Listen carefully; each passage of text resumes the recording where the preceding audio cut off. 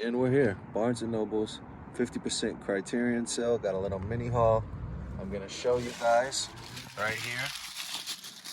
And let's get into it. This channel is going to be strictly film and a lot of Criterion stuff. Mainly just film all over the place, but we're going to start it off with this little mini haul.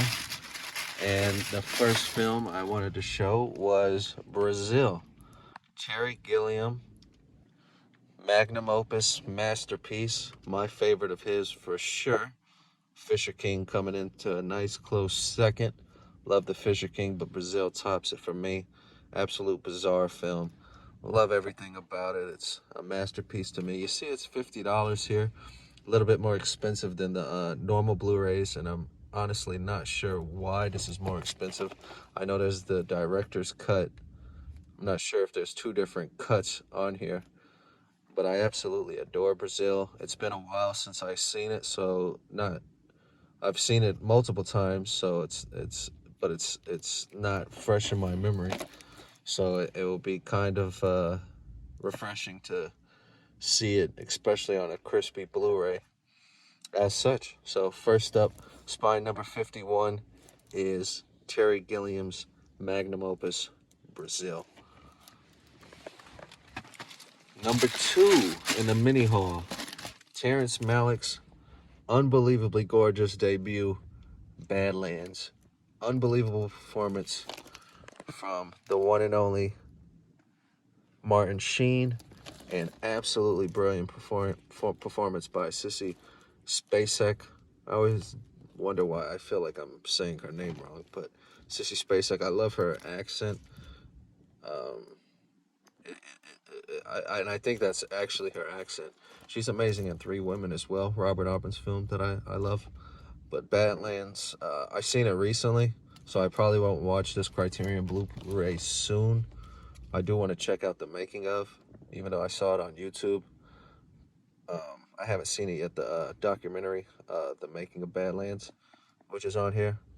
But I was pretty blown away. I think it's one of the best debut films I've ever seen. I saw it years ago, and it always stuck in my head. And when I say years ago, I mean literally like 10, 12 years ago, when I really wasn't even as much into film as I am now. But it always stuck in my head. It was something about it. And I seen it recently, so I was really blown away by Martin Sheen's performance. Sissy SpaceX too, but Martin Sheen really just carries the film for me. Beautiful landscape shots, really rebellious and punk type filmmaking, um, based loosely on actual events. Badlands is just unbelievable, a masterpiece. I need to watch more of Terrence Malick's fans. I said Terrence Malick's fans. Wow, Terrence Malick's films. Haven't seen The Tree of Life yet, and The Thin Red Line. I have on the watch list. I recently just bought it digitally, and I will be watching that soon.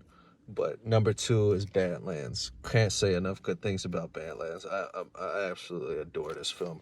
It's one of my 4 favorites on Letterboxd right now. Spine 651, Badlands. Amazing. That's number 2. Number 3, what do we got? I'm doing this off the cuff. Paul Thomas Anderson's romantic comedy, absolute brilliant masterpiece, Punk Drunk Love, with Adam Sandler, Emily Watson. One of my favorites.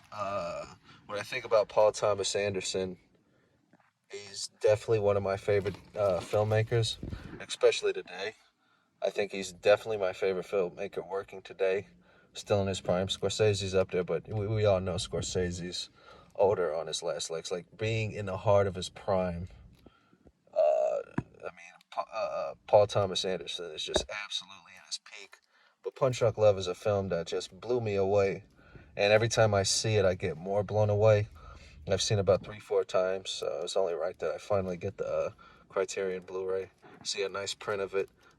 I was never a big Adam Sandler comedic fan. I don't know if that's blasphemous to some people, but I never really was into the whole comedy scene. But when I seen this in another gear that Adam Sandler can go, which he also did in, of course, Uncut Gems, which I would like the Criterion Blu-ray for that as well one day. But it just blew me away that he could play such a character like this to resemble the isolation and anxiety and the lonerism of such a weird, I guess autistic guy that struggles and finally finds a love in his life. And I love that line. I probably butcher it, but I have a love in my life. It makes me stronger than anything you could imagine. The wonderful, rest in peace, Philip Seymour Hoffman, absolute legend. Love his performance. Shut up, shut up, shut up, shut up, shut up. One of my favorites, favorite scenes in the film. Sorry to spoil it if you haven't seen it, but man, I adore this film. Uh, when I think about Paul Thomas Anderson, this is probably top five. It's really tough because he has so many masterpieces in my eyes. I would say there will be real quick. There Will Be Blood would be number one for me, absolutely. Number two is Phantom Thread for sure, absolutely number two. Just both the combo of PTA and Daniel Day-Lewis is amazing. Three would be Three would probably be Punk Drunk Love on a favorite level. I could argue Magnolia or The Master or Boogie Nights might be better on any given day, but as far as favorite, I think Punk Drunk Love is number three for me. I absolutely adore it. They're all masterpieces, and Punk Drunk Love is no different. Absolutely adore this film. Punk Drunk Love is number three. Spine 643. That's number three. Got a couple more here. Next up, a film I haven't seen in quite a long time is Being John Malkovich, directed by Spike Jonze. It's got a correlation to adaptation with Nicolas Cage, but it's not like you have to see it to see Being John Malkovich. Of course, there's no prequel or sequel. It's been quite a while since I've seen this, but I do remember loving it. And a wild film. I think you could throw in the term Lynchian. Um, and I absolutely love it. I don't really remember. It's been a very long time since I've seen it, but I know I loved it, and I've been wanting to get it for a while. So, Being John Malkovich is our fourth film. Spine 611, directed by Spike Jonze. Being John Malkovich. Next up, I think that's the last Criterion. Oh no, yes. This, you see, I already cracked open the seal for these ones. These other four that I got today at this Barnes and Nobles here, Being John Malkovich, Punk Drunk Love, Badlands, and Brazil. This I got at the flash sale a while. I got two at the flash sale like a month ago, and this was Naked Lunch. Early Spine, oh no, wrong. 220. Still kind of an early Spine. One of the few Cronenberg films I have not seen, and Cronenberg is top five for me filmmakers. I think I have him at four right now. Real quick, it would be Lynch, Kubrick, Gaspar Noé, and then probably Cronenberg off the top. So in that top five, I know it's a book, and I know it's got the cliche saying unfilmable book. So I'm really interested in diving into this. Been wanting to watch this forever. Love Cronenberg's unique style. Just can't even put to words how unique his world building is. So really looking forward to Naked Lunch, Spine 220. And the last Criterion I got was this bad boy. Salo, or 120 Days of Sodom. Of course, directed by Pasolini. Absolutely wild. A film you could not even come close to making today, and if you did, you'd probably be in jail. It's crazy that Pasolini even got this film made. I really want to watch the Defoe, Abel Ferrara movie where Defoe plays Pasolini in his final days. I have not seen that. Heard good things about it. Really interesting. For those don't know about his weird, odd passing, I don't know all the details. Just very odd, that this film gets made. And yeah, but Salo is crazy. I have seen Salo before. I was probably too early on in my Kino watching film experience. I jumped into extreme Kino too soon. So I think I didn't know what to make of it at all. I'm not gonna say I was mind blown, but I was pretty like, what the hell? I didn't even rate it on Letterboxd. Uh, but there is absolute brilliance to this fucked up piece of filmmaking and art. And